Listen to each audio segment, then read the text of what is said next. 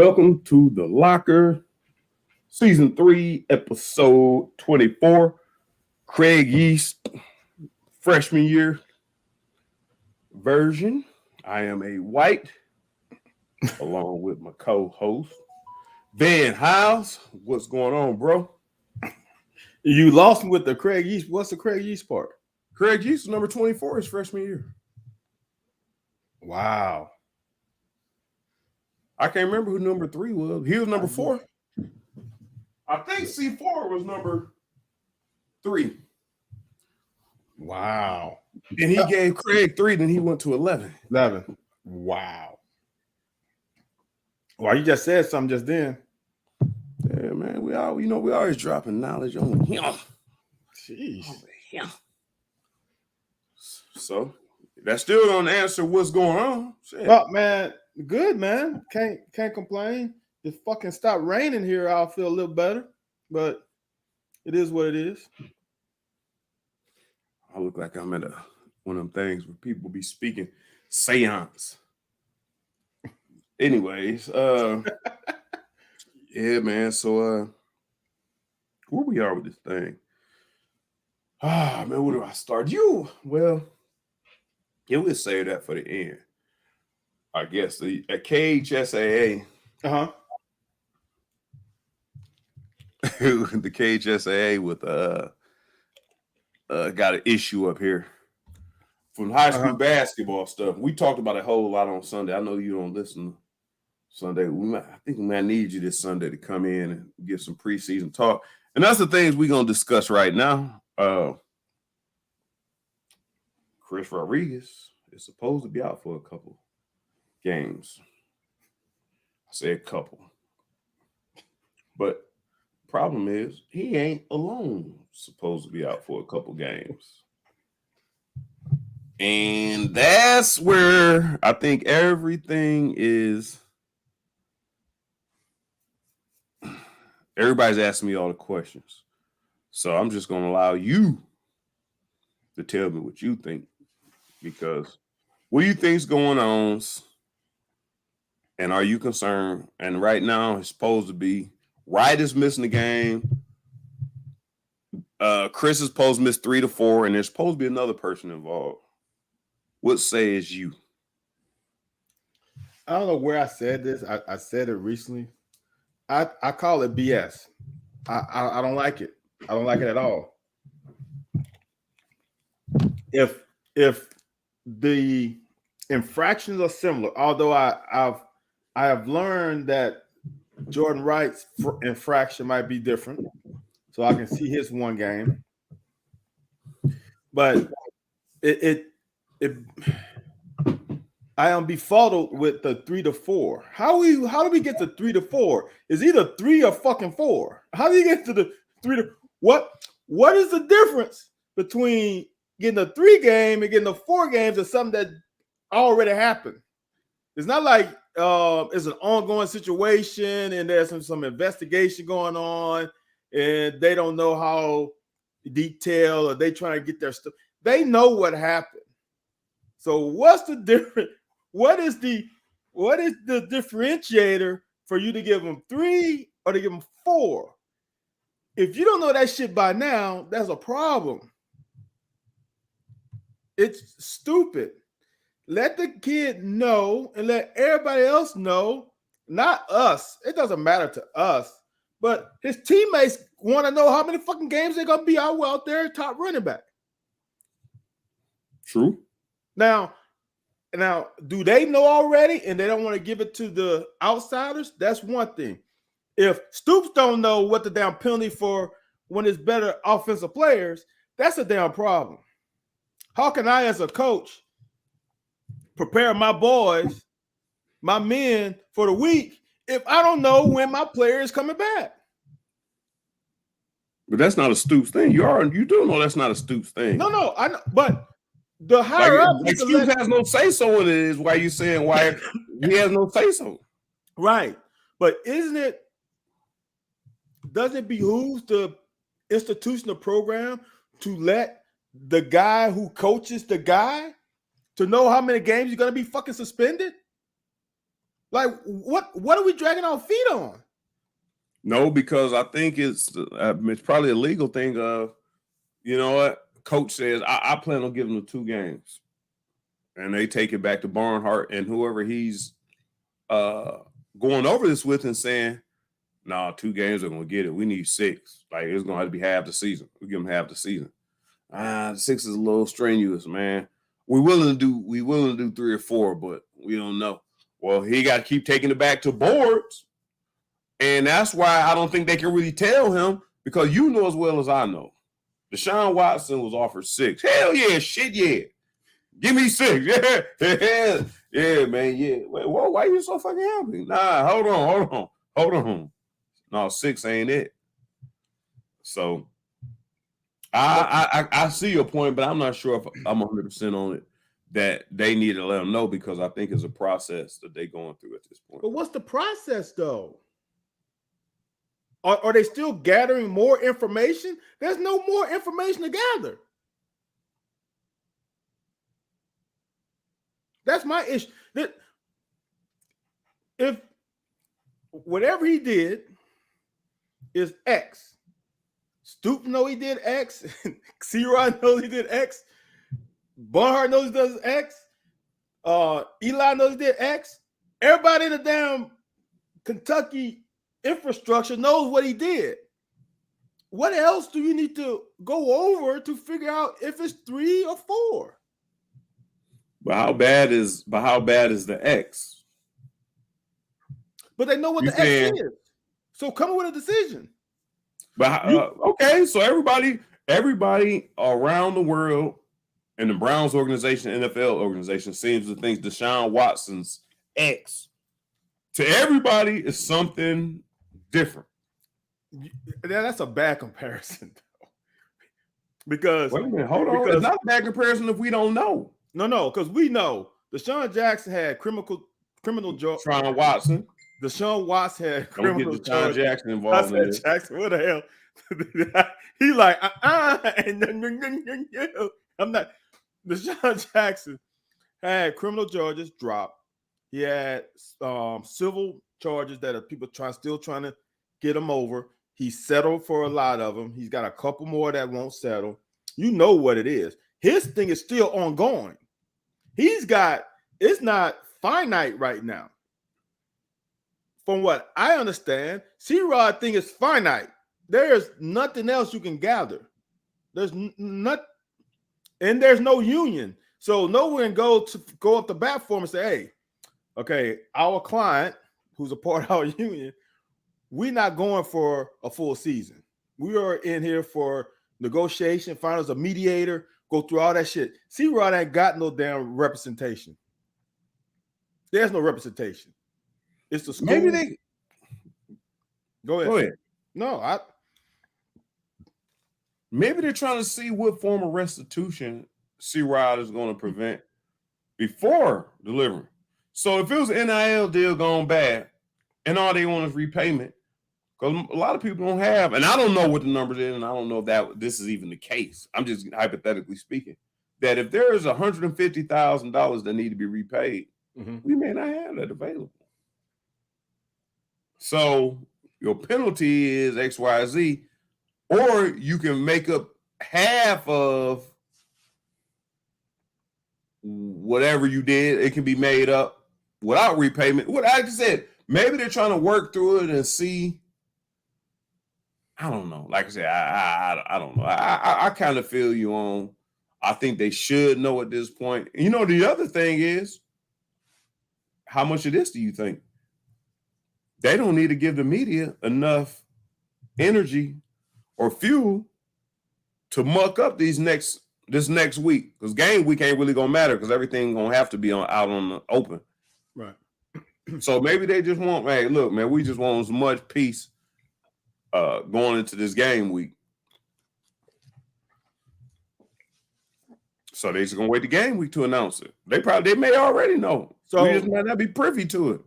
Okay, so how did we find out it was 3 to 4? Was that from football, or was that just leaks? Matt Jones. Okay. All right. So that was a leak. So that was an intentional leak. Leaks just don't happen. That was intentional.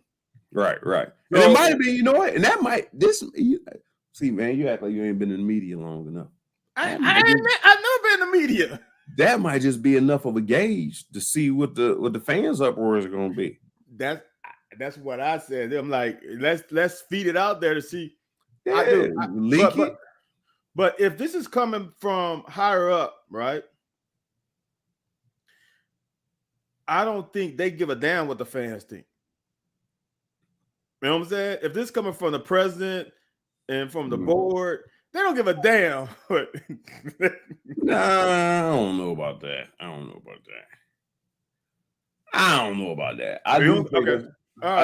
I do think in a sense that the athletic director is one person who has to appease the fans because he's accountable for all sports and their attendance and everything else. So, and Greg Petrie said he thought that Rasan Lewis got a DUI as well. So why haven't we heard about him being suspended? So I think he's speculating that all these suspensions are based off of DUI. But we both, and here's the other thing, everybody's kept asking me that the suspensions and name NIL are not, or the university and the NIL are supposed to be separate entities. Facts. If it's a legal issue, then he needs to deal with that legally, and it shouldn't affect his plan. Fact. And it shouldn't affect his schoolwork at all. So that's another thing they're saying. We thought that all along. So I thought it was probably a combination of DUI and NIL. I think that DUI, if that DUI happened this week, he will miss the game. You know what I'm saying? I think timing is everything. If that DUI happened during the bye week, he misses the next game. With that DUI happening so long ago, you can't punish. You can do whatever you want to. Your punishment is immediate. You can't say, oh, well, 3 months later, we're going to suspend you for 2 games. That's not how it works. So he got all the whatever early morning running, all the extra crap he had to do during that time. I feel comfortable saying that this suspension has nothing to do with DUI. I'm pretty comfortable saying that. I'm not comfortable saying why the administration won't hand down a damn finite number. I don't care if it's 8 games. At least we know now it's 8 games. It's y'all rules. It's your universities, your institution, is whatever your codes are, whatever your bylaws are, that's fine. But there's no bylaws that say down 3 to 4. Yeah, that's true. That's true. So who the fuck is bartering? And first of all, why is it 3? Why not 2 to 4? Why 3 to 4? 3 is right under 4. It's 1, 2, 3, 4. That ain't no kind of. It'll be 2 to 4. Okay. Then you can say we meet in the middle ground and say 3. That would make sense. 2 to 4, we meet in the middle ground and say 3. You say 3 to 4, there's no damn middle ground. There's nowhere to go. Nowhere to mediate. I think they may just be saying it ain't going to be 2, which everybody's been expecting. Y'all know it's going to be more than just the Florida game. And the 3 or 4 could be this. The 3 or 4 could be. And I hope to God that this 3 or 4 ain't going to go through the season. Like we're going to decide throughout the season if it's 3 or 4. Now that's some bull. So basically, if we do our thing the first game, lose to Florida, run for the second game, hey, it's only 3 games. It's only 3 games, man. We need your boy back. I hope to God it ain't that type of deal. He was a perfect citizen. He's done everything we were asking to do, and because of that, we're gonna reduce it to 2 games. Yep. So I say I kind of see your point, man. Like I said, it should be understood. I'm gonna go on down before we start getting the text messages and the people involved. Man, we done went through another week since we did a show. Uh-oh. I was with Barnhart and them last night, man. You with who? Coach Stu, Couch, Mitch Barnhart. Who? You just name dropping like it's just, man, I was over with Fred. Because the function I was at, they was all supposed to be there. I may or may not have supposed to have been there. Oh, you just snuck in, or were you the fly on the wall? I was invited by a booster. I was invited by a donor. Oh, you was plus one. At that point in time, I was invited by a family member that the donor invited. Oh. But the donor, I don't believe, knew that I was a former athlete until we got in there and we started rubbing elbows. But the guy, old white man, 80 years old. Hey, you on that Sunday morning show? Yeah. Yep. Every Sunday for 17 years. Yeah, man, I like listening to you. So, man, I don't like that they're after Barnhart because that stuff is going on. Barnhart could do this and Barnhart should do this.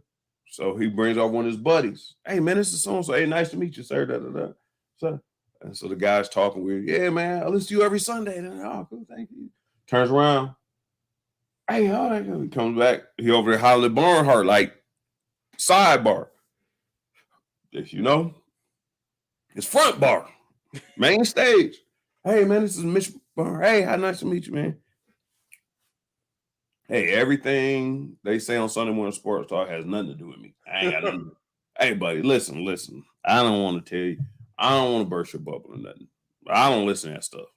If I listen to that stuff, you know how long I would last. You know, I'd be dead if I listen to everything they say. So I don't listen to any of that. So I'm just letting you know, I support you. I got your back. I think you do a good job of athletic directing. Okay, well, appreciate it and go back to talking. So he was there. Him and Stoops took the stage. They both shared pleasantries. So everything's fine with Mitch and Stoops. Something happened today with all the coaches supposed to be there. So I was trying to attend. I didn't get my invite. So I don't exactly know what happened. But with all that being said, I have been watching football, listening to the news, keeping up with what people have been saying. And I have still not heard anybody lay praise on our offensive line, bro.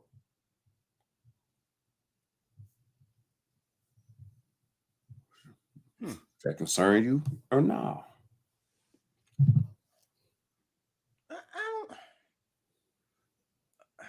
That's a good question because I've heard some positive, but I would say this. It's just like corners.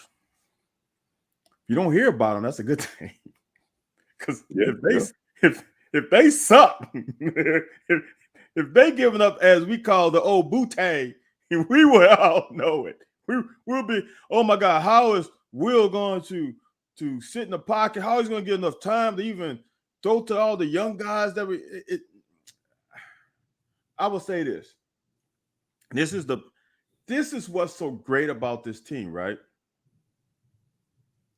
I will say the two positions I just said are the positions that are the most concerning. Right? I would say them are the ones like, do we know? But with that said, they are pretty damn good. Everybody else is just on another level. All right. Line is on another level. Our linebackers are experienced, and we got some young guys who can ball on another level. We got a damn good quarterback, and we got receivers that on another. And a tight end position, as we talked about last year, is that dude. Got them dudes on there. So you got to have a weak point. It's just like I had to tell these high school players, like, cover 3, we're giving up the flats. The flats are, if they want to take the flats, we got to give it up, and then we got to change our coverage. But y'all do not give up the curl. Protect the curl, make them throw in the flat. Just like these two positions. You're going to have a weak point of your team. Alabama's not, there's a weak point of Alabama's team. There's a weak group. That doesn't mean they suck. That's just not as good as the quarterback and the running back. So I have no concerns because, like I said, if they were really bad, we would know about it. Moonshine says it's top 5 linebacker room in the NCAA. And here's a humble opinion. Wow. Any arguments there? That's hard, man. That is shit. If you look at our starting 3-4 and the people we got behind them, and the only problem is we do got blue goggles on because I don't know what the next level. That's what I'm saying. But you seem to think that the people behind them can play as well. Yeah. If they were not a UK, they would be playing. Yeah, the only ones that give me pause on that is the backups to Weaver and Wright. They're true freshmen. That's the only thing that gives me pause. But other than that, I mean, you got 3 inside linebackers that could start. 2 of those 3 should start or could start. Derek Jackson, Thrower, and Wallace. 2 of those 3 could start, and we will say nothing about it. Now, them 2 outside, I don't know if you want to start Wade and Fibry right now as true freshmen. For them to bag up is a little different than to be the starter. But top 5 is just hard, man. I can't say that because I don't know all the other teams in the country. Are they top? So if you top 5, let's just say this. You top 5 in the country, you got to be top 2 in the conference. You got to be at least top 2 in the conference. And we not? I don't know. I can't argue that we not. I mean, are you telling me just off top, just off of just on paper knowledge, you tell me that we're better than Georgia and Bama? Well, Georgia lost their best linebacker. Well, I don't know if Bama got 5 or 6 potential NFL players or okay. But our backups might be better than their backups, but are our starters better than their starters? I'm not going to give you either answer because I don't know. Right. I'm not definitely going to say their starters better than ours. Yeah, I'm not either. That's well. All I'm saying, if we top 5, we better be top 2 in conference. Now, if Moonshine can say we top 2 in conference, then I'll probably say, yeah, we are probably top 5. So Corey Price wants to know, the Corey Price wants to know, Mark Stoops said he expects to play 6 to 7 true freshmen. That ain't bad. That ain't outlandish. I mean, when you say play, as long as he ain't saying start. Playing playing time this season, what true freshman do you expect have the biggest? Do you know who those 7 players might be? You have any idea? I can start counting. Barry Brown, Dane Key, probably Goodwin. Kenyatta. Yeah. I mean, Keontae. Probably Caddis. So that's what? That's 5 or 4? That's 4, right? 4. And Afari. Jordan Anthony, you think you? Nah. All right. Afari, that's 5. Deion Walker. Yeah, 6. And one of the Wade twins. Yeah. Well, probably not. Well, not one of them. I don't know. Hopefully not the quarterback. Right. If we get to him, we is a deep doo-doo. Right. And not deep doo-doo as in he can't hold the fort, but we just forward. Right. That means our O-line sucks. If we lose out, that means something's wrong with our O-line. So I can, But who's gonna be the most? Who have the biggest impact? I'm gonna say Barry and Brown. I think so. And then second, I'll probably say Afari. I agree with you there. Afari. Yeah. Those are my 2. And then I think maybe Deion Grant. You know what? Here's the thing. No, I'm wrong. Scratch that. If Deion Walker starts, he's 1. He ain't starting. No, he ain't starting. I don't think he's starting. I don't think he's starting because Coach Stu play. You can't just throw a kid. I don't care how athletic you are and how you can't just throw a kid in the SEC environment. And so I don't think Walker will have the biggest impact because I don't think he's gonna get the reps because he got some guys in front of him that are upperclassmen. He's probably gonna be better than them, but it's gonna be spot duty. It might be on that 3rd and 3 It might be in that 3rd and 3 down in Knoxville that we need to stop, and he might be in, but I don't think it's going to be a starter. I don't think it's going to be a starter thing, but I think he will play. And if you're a smart coach, whoever plays the first play of the game don't mean shit. You might go in the book of starters. Yeah, I started every game I played for my sophomore, but wasn't on the field on the first play. And they made me perfectly because we ran the screen. They wanted to fool somebody to block in, so we're going to list you as a starter, but you're not going to be in the first play.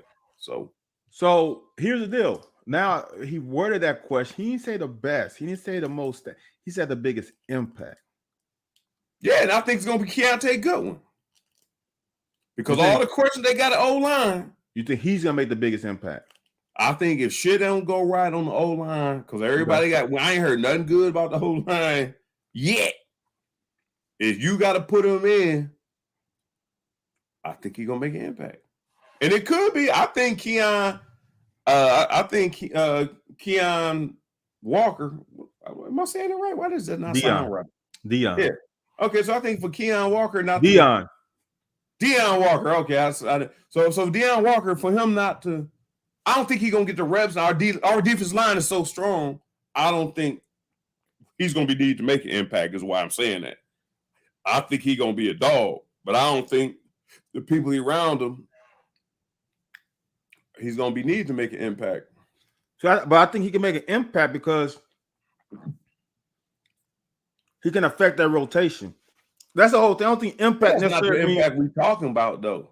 That stuff don't show up on the stat sheets. If you give the starters some breathing time, we know it's valuable, but that don't show up on the stat sheet. So when you say impact, I don't think that's what they're talking about. I think they're talking about people gonna make a difference in the game, change the game, game changer.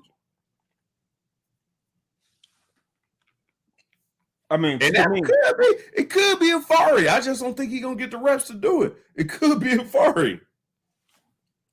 I'm going to Keontae Goodwin. And Nickelback, you don't necessarily need the reps. If he gets exactly, if he gets 3rd and 7, and we in nickel. Hey, and I'm aggressive. It could be a sack. It could be a pick. Some pass breakups. I think it'd be a Afari. I think it's gonna be a Afari, but I think it's gonna be Keontae because there's a whole lot of question about. Well, not a question, but there ain't been a whole lot been said about the offensive line. I'm gonna still stick with Barry Brown because from what I heard and read, yeah, I ain't gonna argue that either. They are trying to get him the ball, and if you're trying to force feed a freshman, oh, you know how it is. You was there. You know how it was. Well, Yeasty come, Craig Yeast. BT Macklin, though, still a running back situation. We committee to C-Rod returns. I don't like the committee deal. We were a committee with C-Rod. C-Rod didn't carry the ball 100% of the time. I don't even know if it's really committee.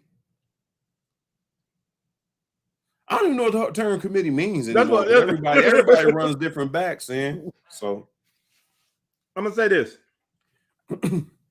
I'm gonna have to see game 1 because I've went back and went to the vault, went to YouTube vault to look at Ramon Jefferson run the ball, and he's pretty damn good because he played his offensive line. It was not that great. He didn't play with the best guys in front of him, and he still got off. I think he's going to go off. He got a little juice in him. He's not Boom, but he's in between Boom and Benny as far as juice. Yeah. He's got a little phone booth wiggle. We know C-Rod got no phone booth wiggle. Yeah. He's got a little phone booth wiggle. And it's going to be interesting. Depends on how Skane called the game. Is he going to try to pass the ball and get Will off, or is he going to do what we usually do? Corey Price, ask again. UK record for reception by freshman is 40 by Derek Abney in 2000 at the turn of the millennium. Do you think Brown? Do you think both Brown and is he asking, or can one of them? Or do you think they both? Nah, they both can't have 80 receptions. I mean, both have 40 apiece. Dude, 40 catches is a lot. How many catches did Ali have last year? Joshua? Yes. Joshua might have been in the 20s or 30, wasn't he? That's what I'm saying. Dude, 40 catches is a lot. How many catches did Wandale have? Oh, Wandale had a gang of hoes. Wandale shit. Wandale was up there. Wandale was probably about 70 something, 80. Right. And that's a lot, right? Yeah, oh yeah. 40 is not that far off if you didn't think about it. Josh had 41. So Okay. you expect one of these freshmen to Wandale had 104. Wandale wasn't a freshman. You throwing out the whole freshman idea, No. bro. I'm just thinking of like passes, like just pass attempts, right? Yeah. I just don't think we passed the ball enough for him to get 40. Now, if Barron was your number one receiver, then yeah, possibly. But no. 40 is a lot of catches, man. That's a lot of catches. Oh, damn. A lot of screens. He said Tavion had 44 coming in last year. Yeah. Nah. Do you think one of them get 40? No. Possibly. We shouldn't have to pass the ball. We shouldn't have to pass the ball that much. So 40 catches in 12 games. So that means you're going to have to be targeted probably 5 times a game.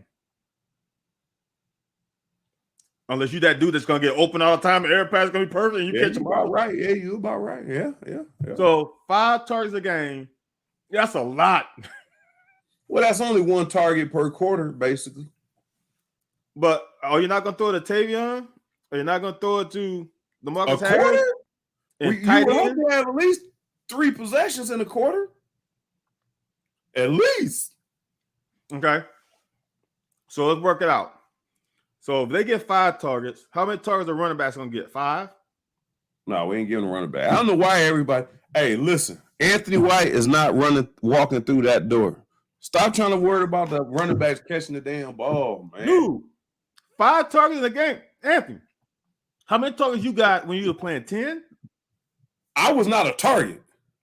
I was an option. I was emergency vet. I mean, a target is just throwing it to you. That doesn't mean that you was number one option. That's how many balls you get thrown your way. If I had 60 or 70 catches, yeah, I had 80 targets. I only dropped. That's what I'm saying. Yeah, so that's a lot. Yeah, so 5 of them is nothing. Yeah. So we're doing 10, right? Tavion's got to get 8. Okay, he got to get 8. Yeah. Now we have 18. 2 every quarter. Oh, I can't do. I don't do games. I can't do quarters.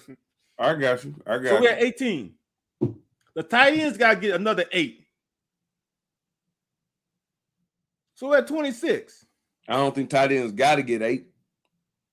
I think Skang gonna get him 8. Okay, let's go 5. So we're at 23. I feel comfortable with 5. So we're at 23. Right? Yeah. How many more times do you think we're gonna throw the ball? We're gonna throw about 30. So now they get 7 to everybody else. That's about right. I don't think they get 40. That's a lot of catches for not being the star guy. Let me see where we at. Wait for it to load. Yeah, no, I agree with you. I agree. I can dig that.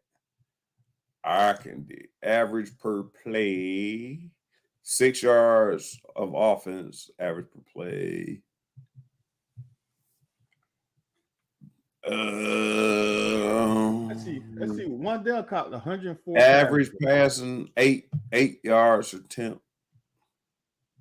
225 yards a game.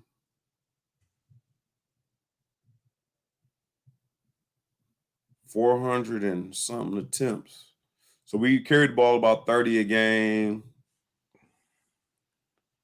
We was pretty balanced. It was pretty damn balanced. Yeah, I think it was a little over 50. Hey, Will completed 203 passes last year. 104 was to Wandale. Man.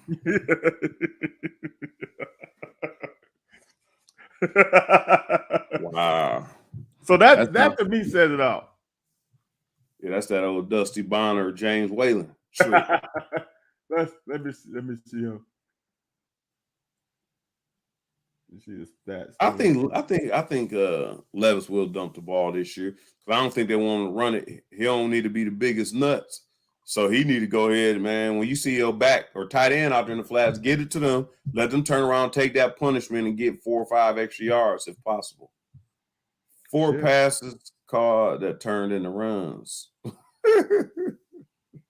Yeah. I can see that being the case. I definitely can see that being the case. Damn, dude. Wandale had, well, obviously because of the numbers pan out. Wandale had 104. The next guy had 41. That was Josh Ali. Then it goes to 20. That was Justin Reed. That's pretty good. That's pretty top heavy. Because I think even when we were doing our thing, me and Craig was up there. Then you still had a 20 sprinkle here, a 20 sprinkle there, 18. Yeah. You had it's Wandale, Josh, and then Justin, then Cummings, then C-Rod, then DeMarcus Harris, Isaiah Epps, Brendan Bates. Them were all double digits. That's it. BT Mac wants to know, is Donut the odd man out at this point? What does he play? Running back? That's hard, man. I don't know until I see the game, right? Because here's the deal. For me, the way I see it is Ramon is number 1 and Smoke is number 2 at their spots. Then no, I know. Then the next number 1 is the time, and number 2 is Donut. If you think about style of running, so are they gonna try to ground and pound more? If they do that, then Donut and Jatan is not gonna get as much run as Ramon and probably Smoke. If they want to mix it up, I still think you get Jatan a little more of that ground and pound than you do Smoke. Okay. And I mean, Smoke likes to bounce, and I like Smoke's moves. I like his game. Is there certain times where you got to jump cut? Certain times, Jatan is always downhill. It's a slide. He like Terrell Davis, myself. It ain't really no jump cut. It's a slide to the next hole and keep moving. It ain't no. I feel you. Smoke has a smooth ass jump cut, but okay, jump cut. Now you got to regather, and this league is hard to do. And he's been good. He might jump cut a second time. You know, jump cuts are typically backwards or lateral, which means you're not making ground. I don't think Jatan ever carries the ball without making ground. Yeah. Okay. I still think there's a spot for Donut. Now, how many spots is that? You probably got less than 10 spots a game. You probably got 5. He's got 5 opportunities. Yeah. And you better make the most of them. And those 5 opportunities doesn't mean you're gonna get the ball. I'm telling you, you're gonna get 5 opportunities on the field. So if he's supposed to block, he better fucking block. He's supposed to run a nice route, he better run a nice route. Even if the ball's not thrown to him. You got an option route, run the right option route. Then he might be able to up that spot duty. USM Catman said he heard Donut's problem is reliability catching the ball. Wow. Well, if he can't do that, he can't play. Because that should be his differentiating quality, is the ability to run routes and catch balls on the backfield. Because he's not the running back, he's not the runner of the other 3 guys that we just talked about, or Lavelle Wright. What he can do, what he should be able to do, is catch the ball out the backfield and run great routes for a running back. That should be his calling card. If he can't catch the ball,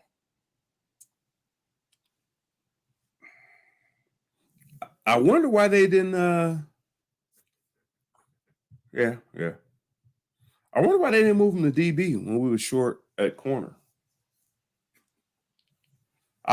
Listen, dude, you laughing, but I know another great running and pass receiving running back that wound up playing DB. You remember Elijah Williams? Was that Elijah Williams from Florida? I don't know that one. 25. He wound up against y'all playing. No, against you. 1 year he played DB, and the next year he played running back, or vice versa. It was Elijah Williams. I think it's Elijah Williams. You could be right. I'm definitely right. And when I was doing it, I was like, okay, I see it can happen. Not all running backs. You make that transition like you think, well, C-Rod, he can go over there and play quarter too. Not everybody can make that move. You know what I'm saying? Yes, Elijah Williams. I'm not saying he can't. I'm not saying he can either. That's not an easy move. Oh, you played DB in high school. Don't I play DB? You sure he did? Yeah, we sure he did. Huh? Yeah. Kendrick confirmed that's Elijah Williams. Well, yeah, I'm sure, dude. What great athlete that gets a Division I college scholarship don't play both sides of the ball? He damn sure didn't play linebacker. Anthony, right now, he may have. Right now, I am inside of high school football. There are players that the majority of players don't play both ways. Because you at a school. Dude, I'm at a small school. I'm at a school that has less than 400 people in the whole high school. But y'all don't have good athletes either. Didn't you say you went to school there? Yeah. I walked right into that.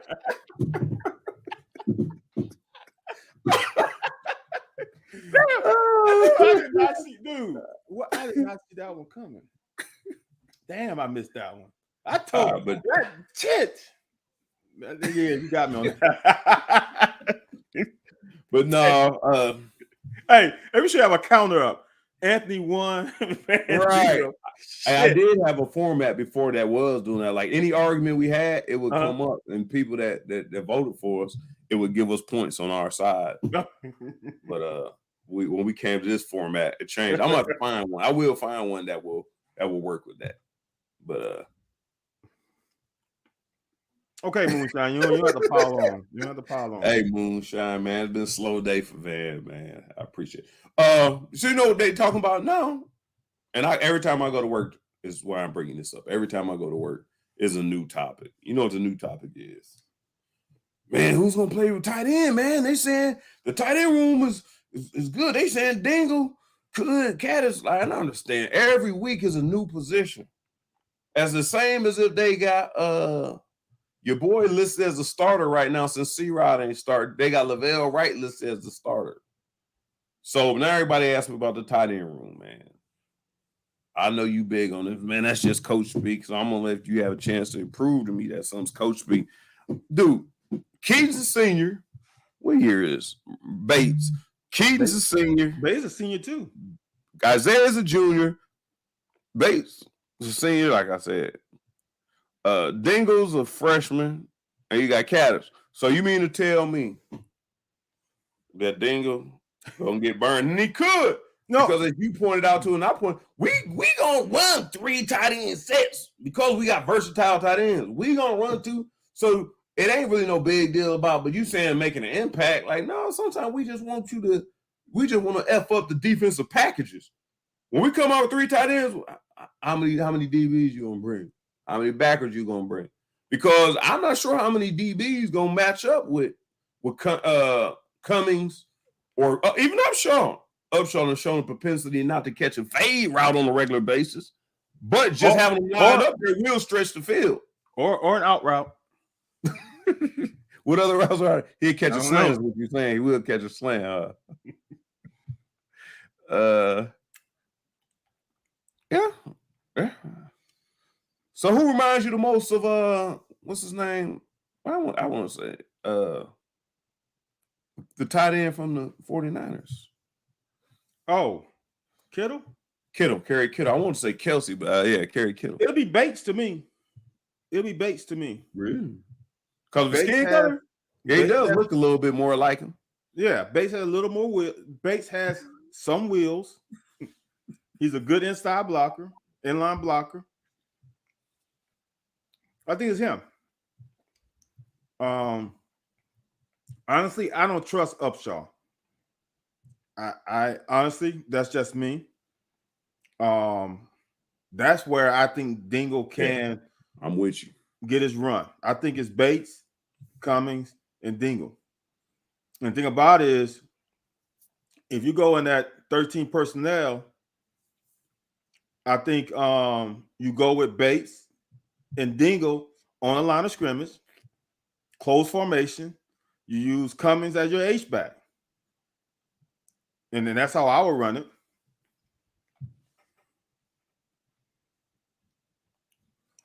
Yeah. Kerry Kills is from New Orleans too, Corey. Well, what does that mean? That's from St. Aug High School, straight baller. Wait a minute, I did say Kerry Kittles. Did you? Who am I thinking about? That's Kerry Kittles, basketball player. We was talking about the damn tight end when you said Kittles. George Kittle is the 49ers. That's where everybody making fun of me. I was like, okay. Oh, my bad, y'all. My bad. Charge it to the game, man. Smeezo got us right, though. Smeezo had it right. Appreciate you, Smeezo. Yeah, you see that? Van might not have one of them. Although he should have one. Yeah, I got one. That's a graduation ring. It ain't no bow. He just graduation ring. What else? There's another conversation we was having over there today. Let me ask you this, man. Like I said, I ain't heard a whole lot about the O-line. And you named a name that may be involved in this stuff. Uh-oh. But man, are we cool to go with Keontae Goodwin, Quentin Wilson, Jagger Burton, Dave Wallabaugh,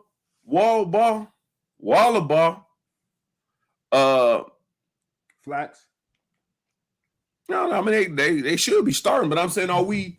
If things don't go right, are we equipped to play some of these backups? I know I talked to him on Sunday Morning Sports Talk where we gonna do rotations. He gonna rotate the offensive lineman, same as Slarman did, just to make sure everybody has reps, everybody's involved, and just in case you have issues.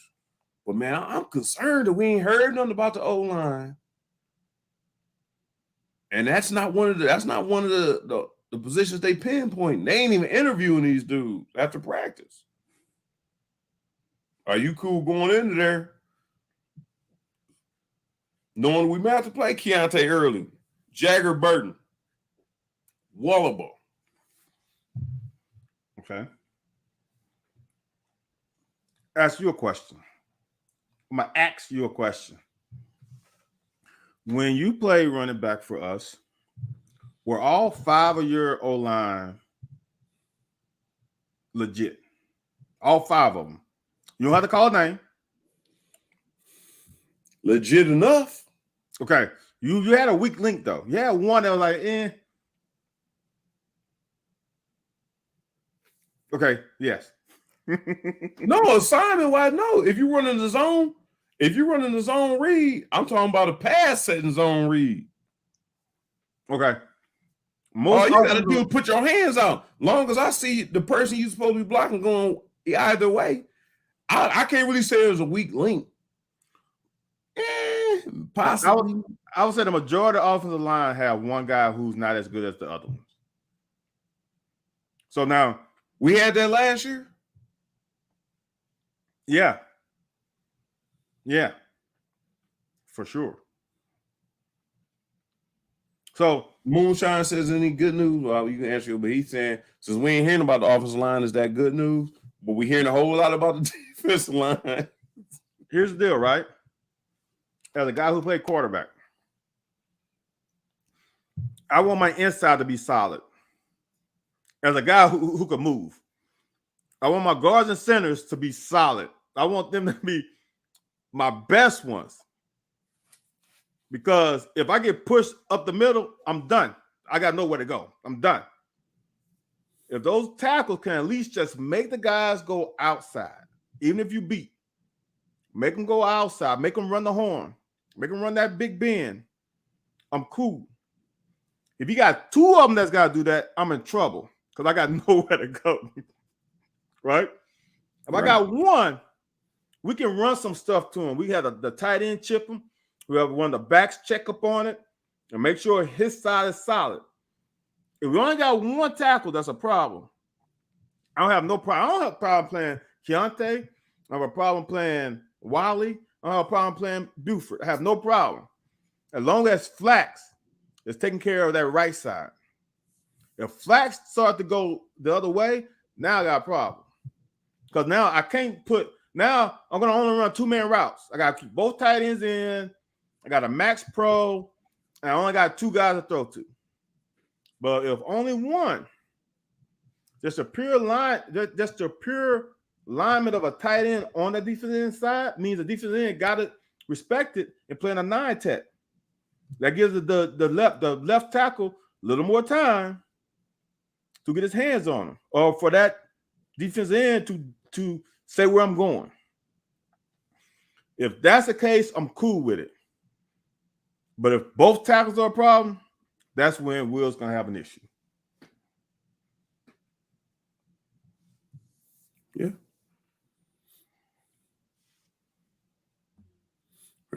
Yeah, I give you that. I give you that. I give you that. I ain't gonna argue that. All right. So no, I'm not even gonna go back through no more of that.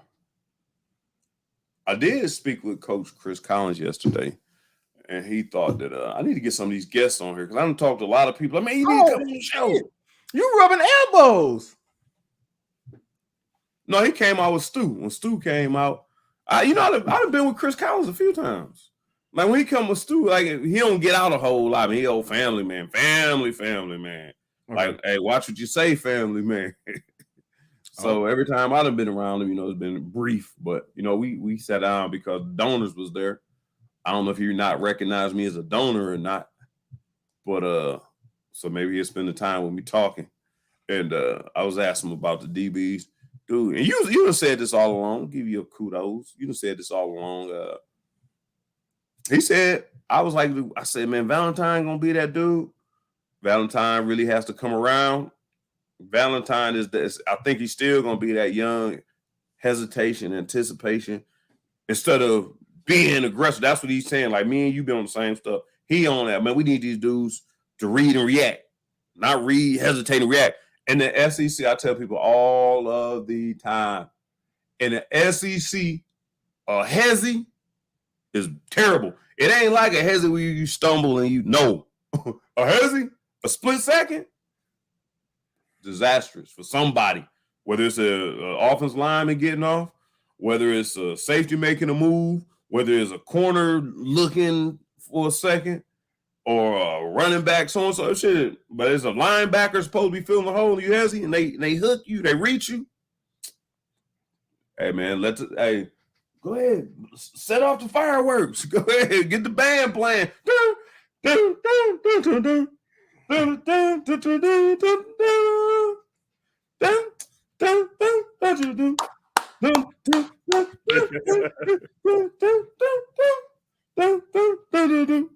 Anyway, so you know what I'm saying. But he said Drew Phillips, because I said Smith, so he likes Valentine gonna have another year on this belt. He thinks Kadrian gonna come in and he, a little season can do something.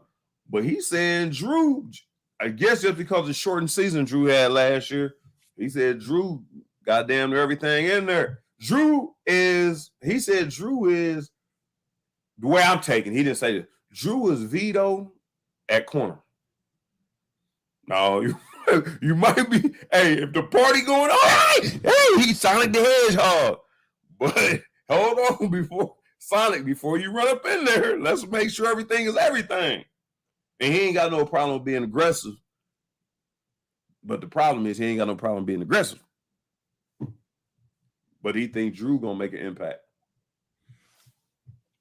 I have the same issue. I have a couple. We play the defense we play is really I don't know what is a 4-5, 3-5, whatever you want to call it. So we play nickel pretty much, right? I got one nickel back that it's kind of weird. when it's obvious, like he know his read, his eyes, and everything is perfect. He know what's coming, and he hesitates because he know it's coming. When he doesn't know it's coming, he is aggressive. But when he knows it, he second guesses himself, which is kind of weird to me. Dude, if you see the formation, you see the play, you, like I tell you, you can't guess, you anticipate. If you see it and they there, fucking go. He always takes that little split second, and then either someone comes and blocks him or he misses a PBU. I'd rather coach a Drew because it's easier to rein him in. Yeah. Than to make him be aggressive. So that's why when what was the first scrimmage was a blue-white game, I'm like, okay, Drew, I see you. I could see it then. Now that doesn't mean, here's the thing. Everybody needs to understand. You're gonna make mistakes. Ain't nobody perfect. I don't think I've ever seen a guy play a perfect game where he did perfect assignment, perfect execution, did everything, they missed no tackles, did everything right. It doesn't happen. But if you do that shit full speed, you might not be in the right spot, but you make the offense do something they don't want to do. Yep. So I try to go full speed all the time. And if Andrew Phillips goes full speed all the time, even though he might leave his zone open, he might be in a zone that he's supposed to be in and get an interception. Because the quarterback sees the corner. Oh, he looks like too high safety. It's got to be cover 2. Well, let me try to drop it here. Ain't nobody gonna be there. He might be there. Right. He's there because he's going full speed. So I'm gonna say this. I said it all along. Valentine needs to get in the film room and trust his eyes. And Drew needs to just stay aggressive. I would rather have one conservative corner and one aggressive one than have two damn aggressive ones and stressing my damn safeties out. So I think it's a pretty good combination. Yeah. Before we get out of here, man, I'm gonna bring this topic up real quick. So the KHSAA here in Lexington, I don't know, they're supposed to have a celebrity event where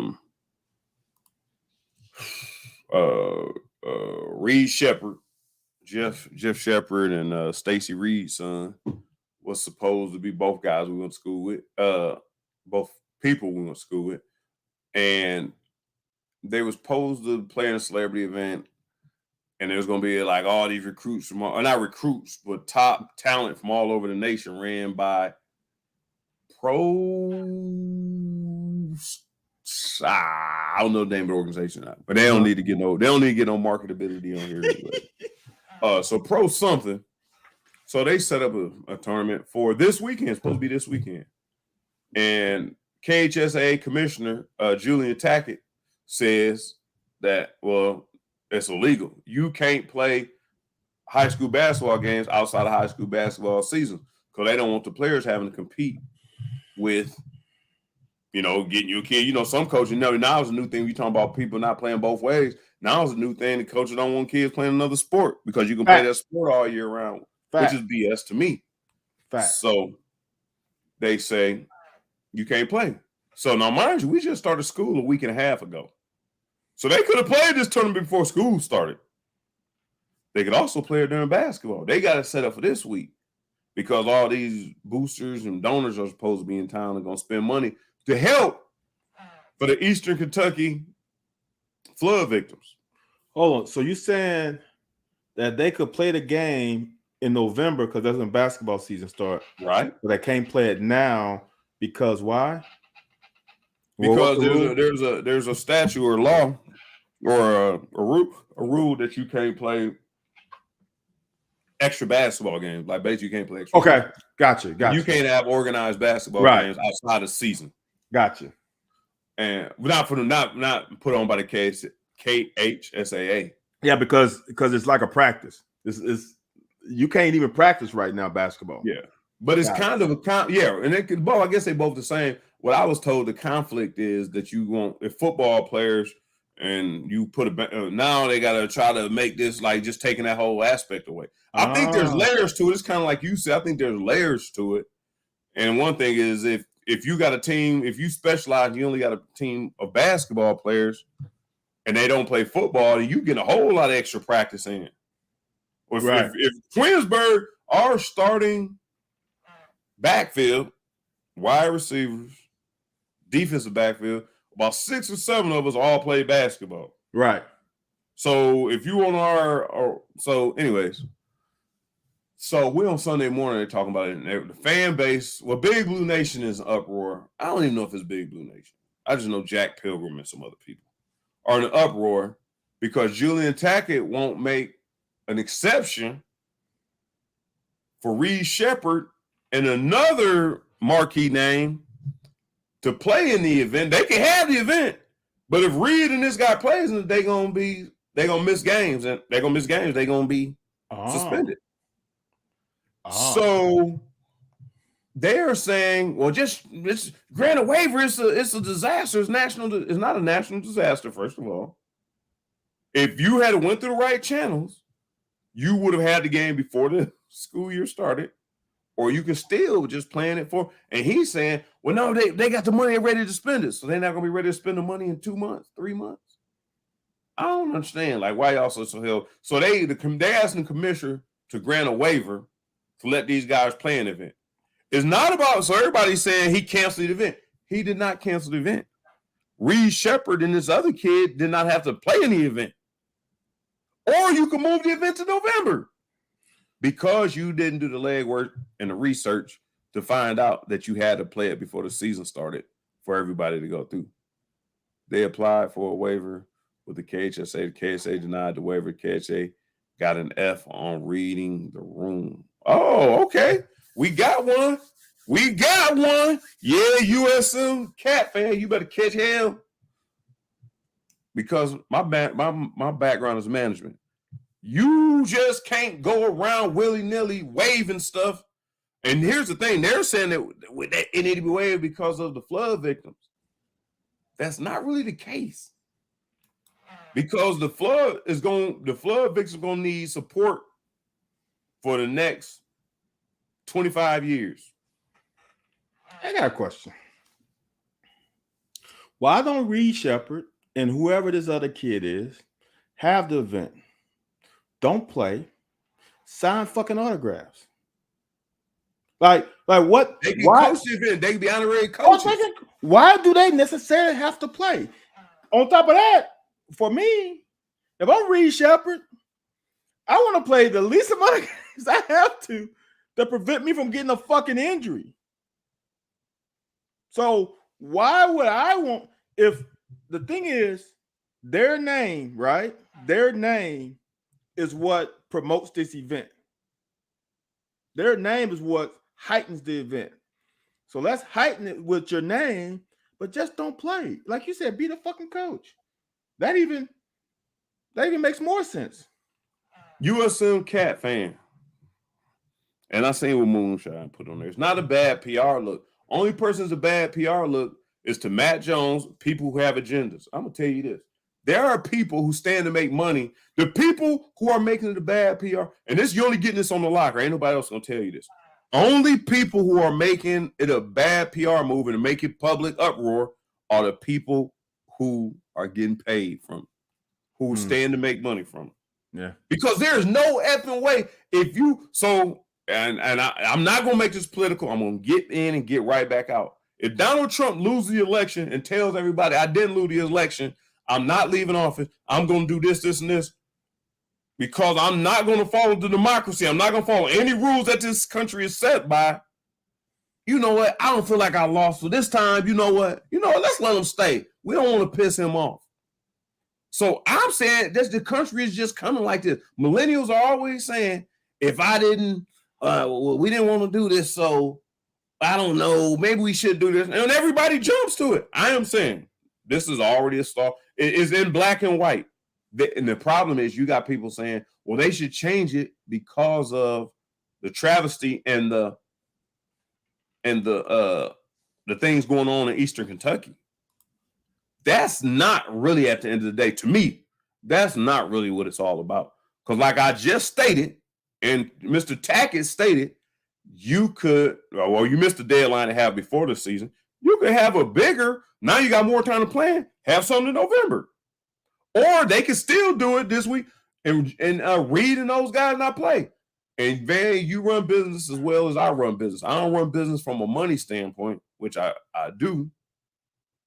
But management, if I turn my eye, or if I let some slide one time, you know how many times it's going to be let or be expected to let slide? 100 million, 57,000, 60 trillion times. And it's not, everything I'm gathering is not about the victims. Because if it was about the victims, we gonna, we didn't know we picked a bad date. Let's get it. No, not let's ostracize and not let's pillage and attack the commissioner of KHSAA. And I know Julian a little bit. He don't affect me either way. Like I didn't play Kentucky sports in high school. I don't do business with him, but I have had conversations with him just based off of some stuff. Policy is policy. I don't just feel like you should overturn policy because we feel like this is acceptable. If it was in black and white, it's different. If it wasn't in black and white and it was democracy, there's a little bit different because we could take a vote. The problem is, Van, they took a vote. Right?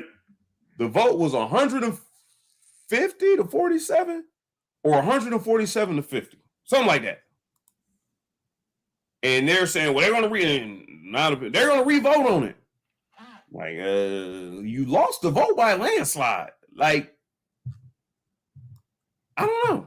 But I think the big thing is and the things that stood out to me, that they could have still had the event and Reed and Dillingham, or I guess he's saying Dillingham, didn't have to play any events, which are two Kentucky recruits. So why is Dillingham from Kentucky? No, there were players coming in from all over the country. So basically, the only person who can't play is Reed.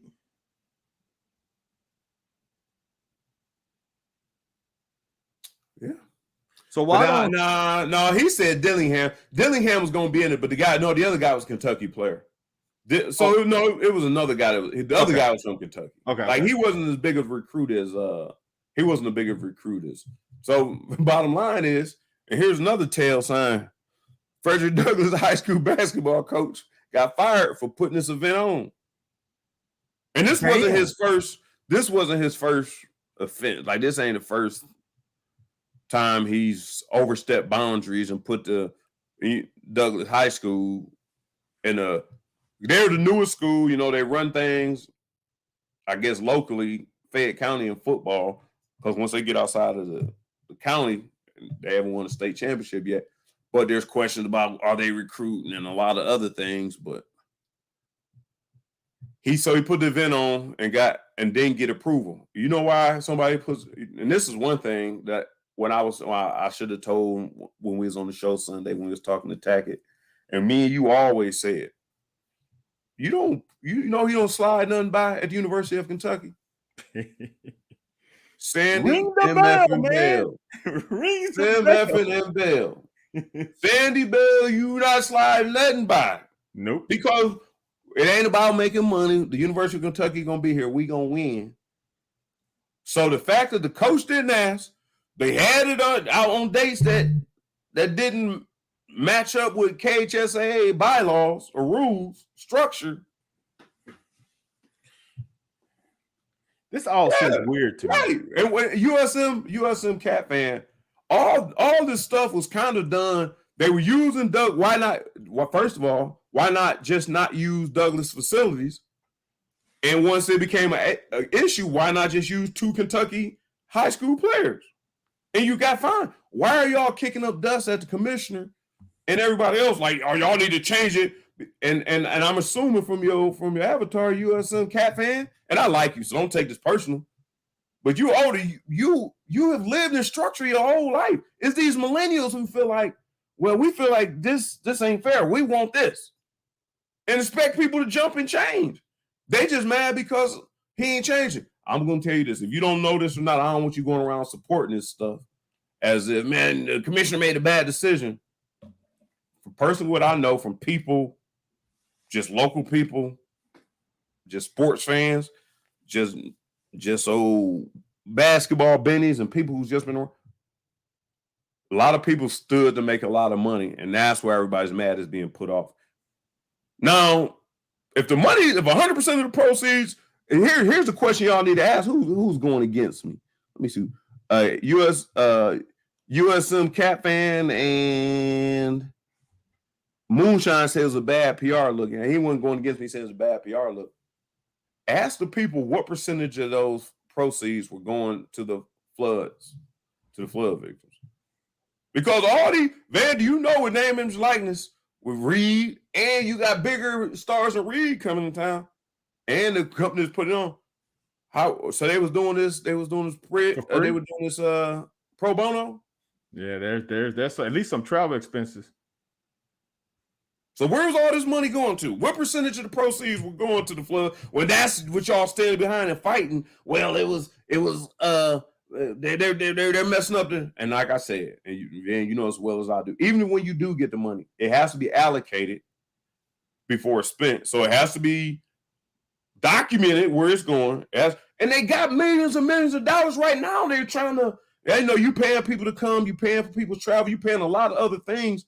So you getting the money this weekend ain't gonna benefit them for several months. It ain't like, because I'm sure y'all not getting them $3 or $4 or $5 million like Cal and other people have. Yeah. So why not just wait till November and y'all put y'all money in the pot? It ain't like y'all getting that much money. Or wait until Christmas. Make it a damn Christmas tournament. That's exactly what I said. After we had a Twinsburg, a kickoff tournament, and you invite them, and that way, man, people bring everything. You can get the kids gifts. You can do a whole lot more. Only problem is, man, those kids, those stars they inviting over are going to be in their own season somewhere else. So they're going to be giving up money to come here because they're going to be doing name, image, and likeness at their schools. It was money stood to be made. Let me get to a Moonshine. Say I missed it. For flood victims and then Lexington, in case that part should be. Jackson had it. Okay.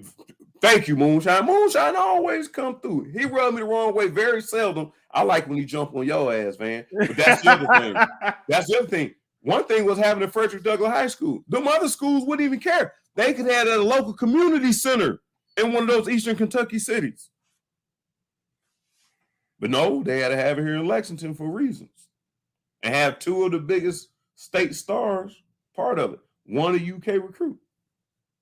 So as much as I'm for everything, I'm big blue all day, man. Don't try to bend. I mean, we ain't about bending the rules. And what's right is right, what's wrong is wrong. So stop acting like Tackett did something wrong. And if y'all, hey, tag me. If y'all find a good argument, tag me in it on Twitter. Hey. I'm A.White, the word dot, not the dot. Because I would like to join in and let people know I don't like a whole lot of ignorance, though.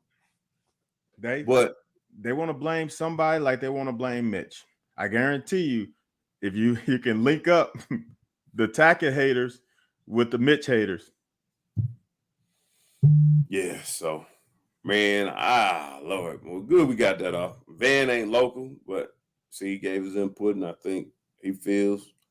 So he's unbiased, so he feels, Yeah, I it's kind of interesting that people want to follow rules until the rules don't fall in their favor. Yeah. Yeah. Oh, I'm a rules guy. Oh, follow fucking. Ooh, it's in the Constitution. It's in the books. It's listen to this and but then when it comes on you, you're like, whoa, pump the brakes. Why we got to do this to me when we could? It's that same thing when you watch those arrest videos and man, all you gotta do is comply. They just need to listen to them. So they mandate mask wearing. I'm not wearing no mask. I got rights. Unlawful detainment is against the law. Just like unwearing the mask is against the law.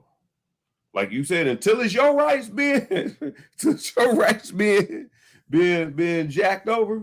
Oh yeah, nah, just do what they tell you to do, man. Just follow the rules. What's the problem? Why are you going against the rule? And I follow them even if I don't want to. Thank you. There's a lot of shit I don't think makes sense. Yeah, I ain't got time to argue with it, man. I'll fight a better fight. Exactly. And to me, this ain't a good fight. The only reason it's a good fight because somebody stands to make money, I think. And we don't know who. And that may be why the Douglas basketball coach got fired. Wow.